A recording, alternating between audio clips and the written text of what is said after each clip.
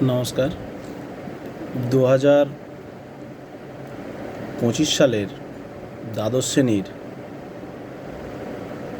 উচ্চ মাধ্যমিকের ইতিহাসের যে সকল প্রশ্ন তোমাদেরকে করতে হবে, ছোট প্রশ্ন এবং বড় প্রশ্ন। বড় প্রশ্নের সাজেশন আমি দেবো। ছোট প্রশ্ন তোমাদের এমসিকিউ প্লাস এসএকিউ, এই প্রশ্নগুলো সাজেশন ভিত্তিকই থাকবে। যেগুলো পড়ানো দেওয়া হবে তার মধ্যে থেকেই পড়বে। সেগুলো হচ্ছে তোমাদের যে 15 সাল থেকে 24 সাল পর্যন্ত মাঝে 1 বছর গ্যাপ আছে, তো এই সালের প্রশ্নগুলো করলেই সমস্ত ছোট প্রশ্ন উত্তর ওখান থেকেই পড়বে। সমস্ত প্রশ্ন পড়বে এই প্রশ্নগুলো করলেই, আর আদারওয়াইজ কোনো প্রশ্ন করার দরকার নেই।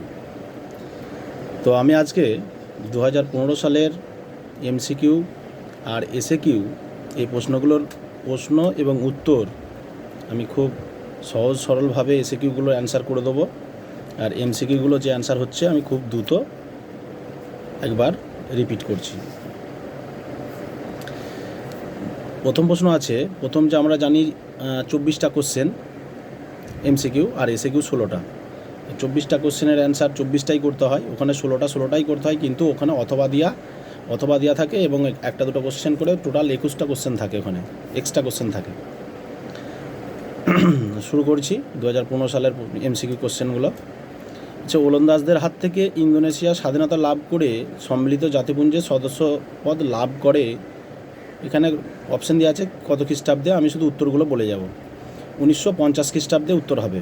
বাংলাদেশের মুক্তিযুদ্ধের সময় পাকিস্তানের প্রধানমন্ত্রী ছিলেন ইয়াহিয়া খান।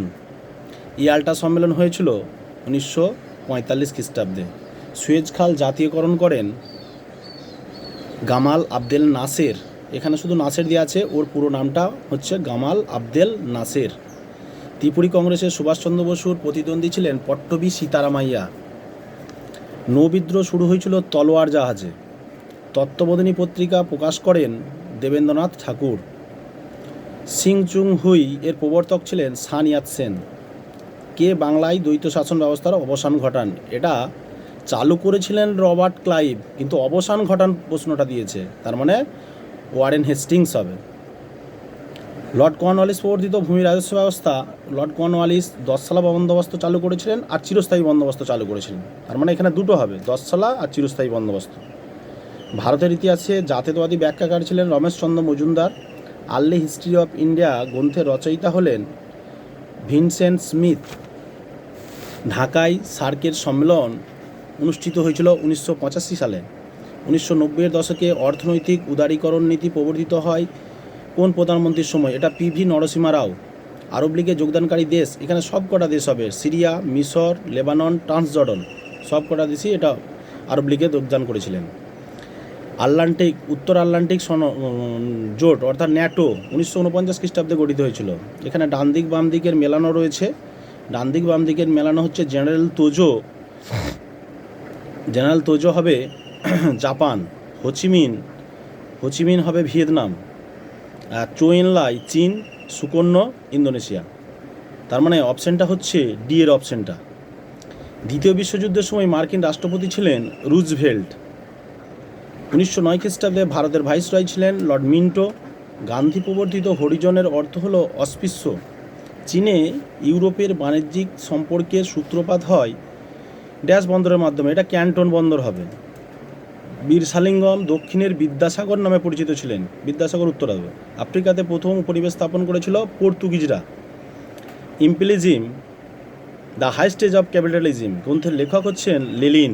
তাহলে এই যে ছিল 24টার অ্যান্সার হয়ে গেল। আমরা এবার এসএকিউগুলো বলবো।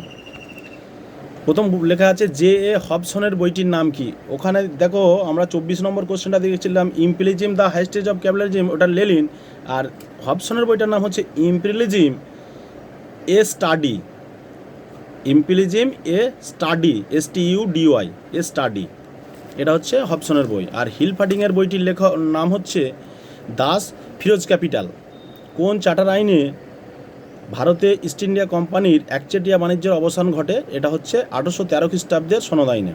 আলেকজান্ডার ডাব কে ছিলেন? আলেকজান্ডার ডাব ছিলেন একজন স্কটিশ মিশনারি, যিনি 1830 খ্রিস্টাব্দে জেনারেল অ্যাসেম্বলিজ ইনস্টিটিউশন প্রতিষ্ঠা করেন, যেটা বর্তমানে স্কটিশ চার্চ কলেজ নামে পরিচিত। চুঁইয়ে পড়া নীতি কী? আমরা জানি লর্ড উইলিয়াম বেন্টিংয়ের আইন সচিব ছিলেন লর্ড মেকলে। তিনি বলেছিলেন যে রক্তে এবং বর্ণে ভারতীয় একদল উচ্চবিত্ত সম্প্রদায়ের মানুষের মধ্যে ইংরেজি ভাষার প্রসার ঘটালে তা নিচুতলার মানুষের মধ্যে অটোমেটিক ছড়িয়ে পড়বে। যেমন কলসির জল, একটা কলসিতে জল রেখে দিলে চুঁইয়ে পড়ে, ঠিক এই ইংরেজি ভাষাও উচ্চবিত্তদের থেকে নিম্নবিত্ত মানুষদের মধ্যে ছড়িয়ে পড়বে। তার এই নীতি চুঁইয়ে পড়া নীতি নামে পরিচিত, যেটাকে আমরা বলি মেকলে মিনিটস। এরপরে মানুষ গড়ার আদর্শে কে বিশ্বাসী ছিলেন? উত্তরটা হবে স্বামী বিবেকানন্দ। ভারতীয়রা সাইমন কমিশন বর্জন করেছিলেন কেন? এটা হচ্ছে বলতে হবে ভারতীয়রা সাইমন কমিশন বর্জন করেছিলেন কারণ সাইমন কমিশনে কোনো ভারতীয় সদস্য ছিল না, মানে ভারতীয় সদস্য না থাকার জন্য ভারতীয়রা সাইমন কমিশন বর্জন করেছিলেন। মিরাট ষড়যন্ত্র মামলায় দুজন বিদেশি অভিযুক্তর নাম। একজন হচ্ছেন, টোটাল 33 জনকে গ্রেপ্তার করা হয়েছিল, যার মধ্যে দুজন বিদেশি ছিল আর 31 জন ভারতীয় ছিল। 33-এর মধ্যে 31 প্লাস 2 তার মানে 33। এখানে বিদেশিদের দুজন হচ্ছেন বেঞ্জামিন ব্রাডলি ও ফিলিপ স্প্যাট। দ্বিতীয় বিশ্বযুদ্ধের সময় জাপানের প্রধানমন্ত্রী ছিলেন কনওয়ে। উত্তর ভিয়েতনাম কমিউনিস্ট বাহিনী কী নামে পরিচিত ছিল? উত্তর ভিয়েতনাম কমিউনিস্ট বাহিনী ভিয়েতমিন নামে পরিচিত ছিল, ভিয়েতমিন। ফিদেল কাস্ত্রো কে ছিলেন? ফিদেল কাস্ত্রো ছিলেন কিউবার একজন সমাজতান্ত্রিক নেতা ও শাসক। কিউবার অথবা দিয়ে বলছে কিউবা ক্ষেপণাস্ত্র সংকট বলতে কী বোঝো? খুব সুন্দরভাবে বলতে হবে যে সোভিয়েত রাশিয়া কিউবায় একটা ক্ষেপণাস্ত্র ঘাঁটি নিক্ষেপ করলে মার্কিন যুক্তরাষ্ট্রের সাথে সোভিয়েত রাশিয়ার একটা দ্বন্দ্ব দেখা যায়। এই কিউবা ক্ষেপণাস্ত্র ঘাঁটিকে কেন্দ্র করে উভয়ের মধ্যে যে দ্বন্দ্ব দেখা দিয়েছিল সেটাকেই বলছি কিউবা ক্ষেপণাস্ত্র সংকট। দক্ষিণ আফ্রিকার প্রথম অশ্বেতাঙ্গ রাষ্ট্রপ্রধানের নাম কি? উত্তরটা হবে নেলসন ম্যান্ডেলা। ভারত সরকারের বরাদ্দ অর্থকে যথাযথ ব্যবহারের জন্য কী কীভাবে ভাগ করা হয়? দুভাগে ভাগ করা হয়, একটা পরিকল্পিত খাতে ব্যবহার করা হবে আর একটা হচ্ছে অপরিকল্পিত খাতে ব্যবহার করা হবে। আমেরিকা মহাদেশকে আবিষ্কার করেন? আমেরিকা মহাদেশ আবিষ্কার করেছিলেন ক্রিস্টোফার কলম্বাস। ভারতের কোন কোন স্থানে পর্তুগিজ বাণিজ্য কুটি ছিল? ভারতে কোচিন, গোয়া, চট্টগ্রাম, হুগলি প্রভৃতি স্থানে বাণিজ্য কুটি ছিল। বাণিজ্যিক মূলধন কাকে বলে? বাণিজ্যিক মূলধনটাই হচ্ছে বাণিজ্যিক সংরক্ষণবাদ, যেখানে বলা হয়েছিল যে পৃথিবীতে সম্পদের পরিমাণ সীমিত, তাই পৃথিবীতে সম্পদের পরিমাণ সীমিত, তাই আমদানি কমিয়ে রপ্তানি বৃদ্ধির কথা বলা হয়েছিল, যেটা হচ্ছে বাণিজ্যিক মূলধনবাদ। বাণিজ্যের উদ্দেশ্যে এ কথা বলা হচ্ছে, সেই জন্য বাণিজ্যিক মূলধনবাদ বলা হচ্ছে, কারণ বাণিজ্যিক উদ্দেশ্যে যে মূলধন আসছে সেটা হচ্ছে বাণিজ্যিক মূলধনবাদ। এর মূল নীতিটা হচ্ছে পৃথিবীতে সম্পদ সীমিত, তাই আমদানি কমিয়ে রপ্তানি বৃদ্ধি করতে হবে। এটাকে রাষ্ট্রীয় সংরক্ষণবাদও বলা হয়। নানকিং চুক্তির দুটি শর্ত লেখো। ইংরেজ বণিকদের চীনে 5টি বন্দর অর্থাৎ ক্যান্টন, অ্যামোই, নিংপো, ফুচাও ও সাংহাই এই বন্দরগুলি উন্মুক্ত করে দেওয়া হয় ইংরেজ বণিকদের জন্য। আর 2 নম্বর হচ্ছে ক্যান্টনে যে কোহংদের একচেটিয়া বাণিজ্য ছিল সেটা অবসান ঘটে গিয়েছিল। ক্যান্টনে কোহং বাণিজ্য গোষ্ঠীর একচেটিয়া অবসান ঘটে। কোহং যে বাণিজ্য গোষ্ঠী ছিল সে কোহং বাণিজ্য গোষ্ঠীর অবসান ঘটে। তাইপিং বিদ্রোহ কবে কেন শুরু হয়? তাইপিং বিদ্রোহ 1851 থেকে 64 খ্রিস্টাব্দের পর্যন্ত হয়েছিল। এইটা হয়েছিল হচ্ছে ব্যাপক জনসংখ্যা বৃদ্ধি, প্রাকৃতিক বিপর্যয়, অস্বাভাবিক মূল্যবৃদ্ধি, কর্মচ্যুতি ও বিদেশি শোষণ ইত্যাদির কারণে চীনারা এই বিদ্রোহ করেছিল। আচ্ছা, দলিত কাদের বলা হতো? দলিত বলতে বোঝায় সমাজে অস্পৃশ্য, নিপীড়িত, নির্যাতিত, যাদের সমাজে আমরা সবসময় একটা নিচু তলায় রাখি, যাদেরকে সমাজে অবহেলিত, যারা জাতপাতের দিক থেকে যাদেরকে একবারে নিচু তলায় রাখছি, উচ্চ জাত বা নিচু জাত যে আমাদের এখনও পর্যন্ত বর্তমান সমাজে ধ্যান ধারণা চলেই এসেছে, তো এখন যদিও অনেকটা কমেছে কিন্তু এখনও আছে। তো এই সমাজে অবহেলিত, নিপীড়িত, নির্যাতিত এই শ্রেণীর মানুষদের আমরা এখানে বলছি দলিত, যাদের অর্থনৈতিক অবস্থা একেবারে খারাপ ছিল।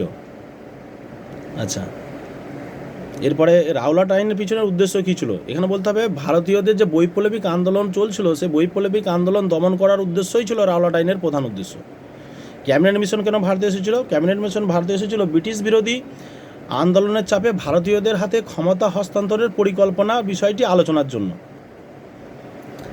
ব্রিটিশ বিরোধী আন্দোলনের চাপে ভারতীয়দের হাতে ক্ষমতা হস্তান্তরের পরিকল্পনার বিষয়টি আলোচনার জন্য ক্যাবিনেট মিশন ভারতে এসেছিল।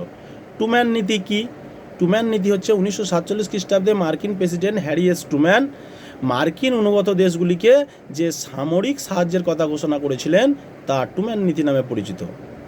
ডিএন ভিয়েন ফুতে কী ঘটেছিল? ডিএন ভিয়েন ফুতে ফরাসিদের সাথে ফ্রান্সের সাথে ভিয়েতনামের একটা যুদ্ধ ঘটেছিল, যেটাকে ডিএন ভিয়েন ফুর যুদ্ধ নামে পরিচিত।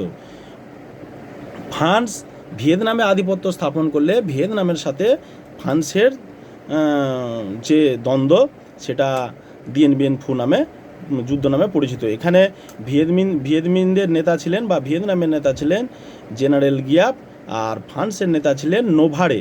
এই নোভারের সাথে জেনারেল গিয়াপের যে দ্বন্দ্ব সেটাই হচ্ছে ডিএন ভিয়েন ফু নামে যুদ্ধ নামে পরিচিত, কারণ এটা ডিএন ভিয়েন ফু নামক স্থানে হয়েছিল, সেই জন্য এটাকে ডিএন ভিয়েন ফু যুদ্ধ বলছি। বলছে বেন বেল্লা কে ছিলেন? বেন বেল্লা ছিলেন স্বাধীন আলজেরিয়ার প্রথম রাষ্ট্রপতি, হচ্ছেন বেন বেল্লা। স্বাধীন আলজেরিয়ার প্রথম রাষ্ট্রপতি ছিলেন বেন বেল্লা। এই ছিল কোশ্চেন আমাদের। কোশ্চেনগুলো ভালো করে লিখে নিও। ঠিক আছে, ধন্যবাদ।